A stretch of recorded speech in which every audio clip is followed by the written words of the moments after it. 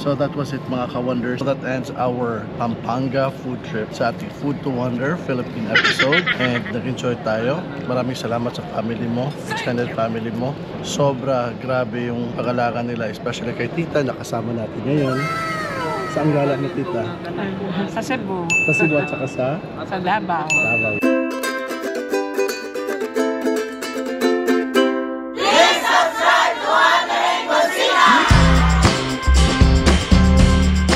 We'll be having a road trip going to Davao, so it will be a really long trip, so good luck sa atin. Ngayon, nandito kami sa Clark Airport, bound for Cebu. So maraming salamat Pampanga, super thanks Mercado side at saka sa Talavera side. See you in Cebu. We're now on the way to Cebu. Thank you Pampanga.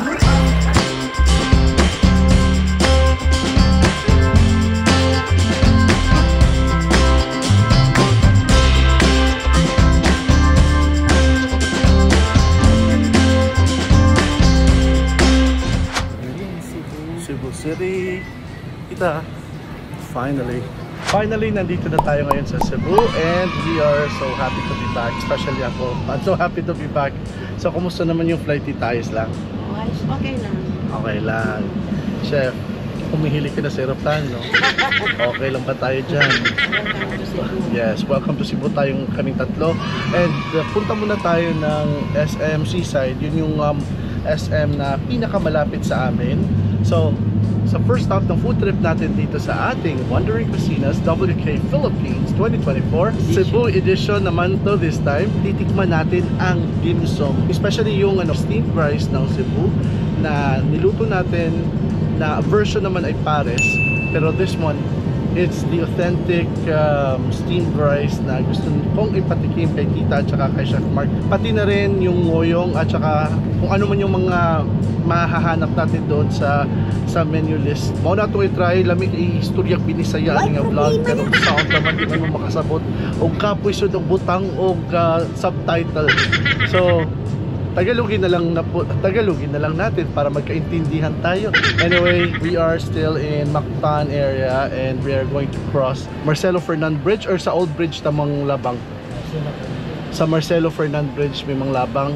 So this is us after 6 years na hindi nakauwi ng Cebu, and I'm so happy na na-progress yung airport natin.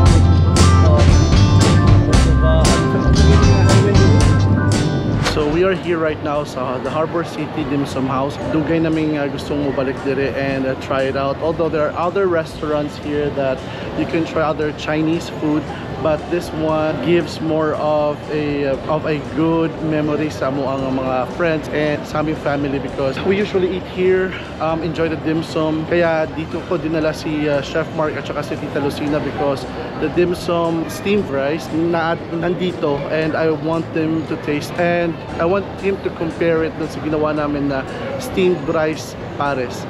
So let's go.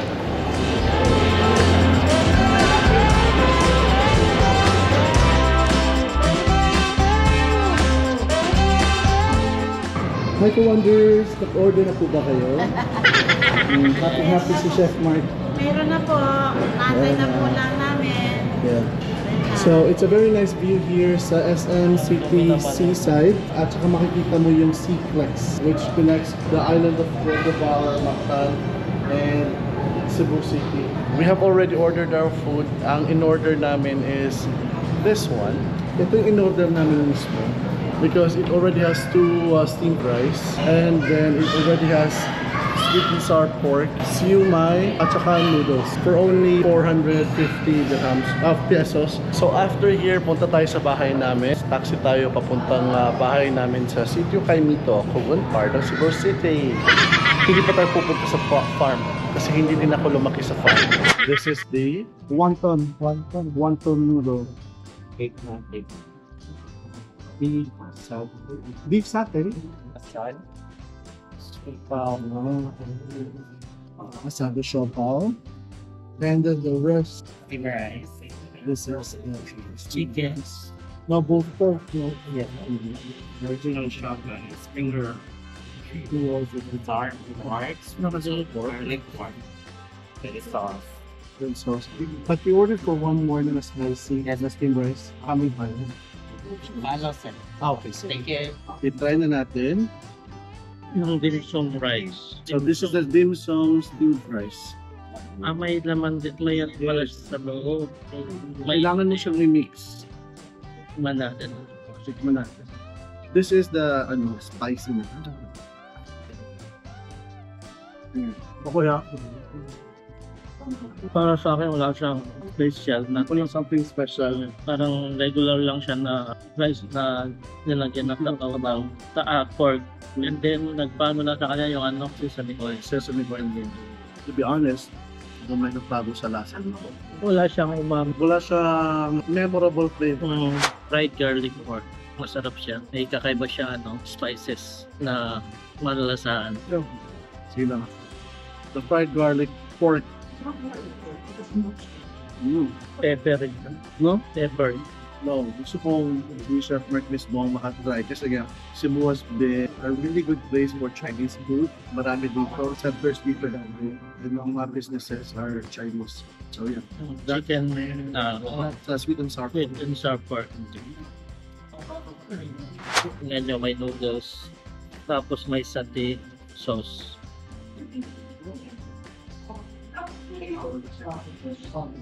It's super spicy. Super spicy siya. Sarap siya. Ito, mas interested ako dito. But this is more of an Indonesian dish. Yung amoy pa lang na, kakaiba siya. Pero masarap siya. Pwede siya gano'n. At saka, more of, yung sauce niya, more of cornstarch. Cinnamon. May nilagay siya cinnamon, cardamom. Ay, wonton.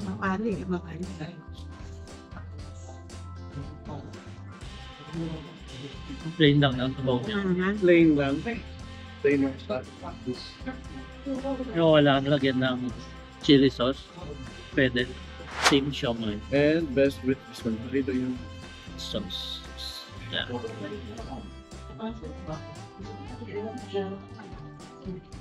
Sarap. yung pure Chinese style ng paggawa ng siomai. Tikman ko. Ito yung siopaw nila laki. At siguro na sana. Asado. Tigman natin. Yan.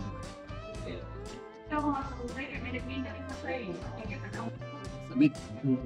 Lamig ayo. That's it mga ka-wonders. That's our first day of food trip dito sa Cebu City. Now, dim sum pa lang to. Medyo hindi nagustuhan ni Chef Mark ang dim sum na try niya. Yung steamed rice na na-try niya. Kahit bits and pieces na na-try na natin. And nag-enjoy ka. Yes, mag-enjoy ako sa sa pork and sa satay, beef satay. Sa beef satay na sobrang anghang, no? Na Indonesian style. I'm not so sure if it's the same taste na meron din sa kabilang branch nila sa SM City Cebu. Kasi ito, SM City Seaside. So, next natin is mag-food trip naman tayo sa bahay. And then, meron pa tayong try na ningoyong. Try natin na ginabot. At saka, madami pang street foods. Bulan. At marami pang street foods na itatry natin dito sa Cebu. Kami ang Wandering Kusina. Ako si Chapoy. Si Mark. Stay cool, stay safe, stay blessed, and Resta. Nibal ram na yun. Na kayo mga flavor na sa taho, wala pa. Agad. O, usap pa.